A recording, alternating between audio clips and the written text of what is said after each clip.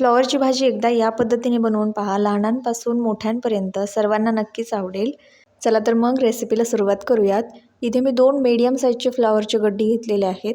याचे आपण छोटे छोटे तुकडे करून घेऊयात। ही भाजी आपण वाफेवर शिजवणार आहोत। छोटे छोटे तुकडे केल्यामुळं भाजी लवकर शिजते। तर हे पहा, अशा प्रकारे इथे मी सर्व कोबी कट करून घेतलेला आहे। गरम पाण्यामध्ये थोडंसं मीठ घालून हा कोबी स्वच्छ धुवून घेतलेला आहे। स्ट्रेनरमध्ये काढून ठेवलं आहे, पाणी निथळत आहे तोपर्यंत फोडणी तयार करूयात। कढाईमध्ये 2 पळ्या तेल घातलेलं आहे।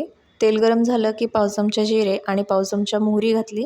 मोहरी छान अशी तडतडल्यानंतर यामध्ये 5 ते 6 लसणाच्या पाकळ्या बारीक कट करून घातलेल्या आहेत आणि एक हिरवी मिरची देखील बारीक कट करून घातलेली आहे। लसूण थोडंसं परतून घेतल्यानंतर एक बारीक चिरलेला कांदा घातलेला आहे।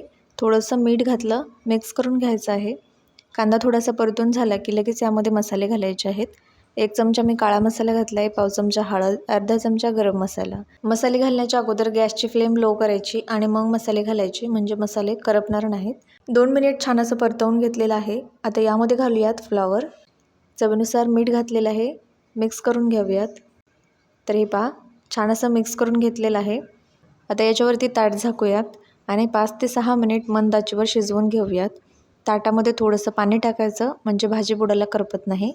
5 ते 6 मिनिटानंतर याला एकदा मिक्स करून घ्यायचं। भाजीला पहा, छान असं पाणी सुटलेलं आहे। आता पुन्हा आपण ताट झाकूयात आणि 7 ते 8 मिनिट छान असं शिजवून घेऊयात। 7 ते 8 मिनिट झालेले आहेत। हे पहा, भाजी आपण चेक करून पाहूयात छान अशी शिजलेली आहे की नाही। मिक्स करून घेतलं आणि आता हे पहा, भाजी छान शिजलेली आहे। एकदम जास्त शिजलेली भाजी देखील चवीला छान लागत नाही, थोडीशी कच्ची ठेवायची। 2 चमचे यामध्ये मी भाजलेले शेंगदाण्याचं कूट घातलेलं आहे। छान असं मिक्स करून घेतलं। बारीक चिरलेली कोथिंबीर घातलेली आहे आणि इथे आपली चमचमीत अशी फ्लॉवरची भाजी तयार आहे।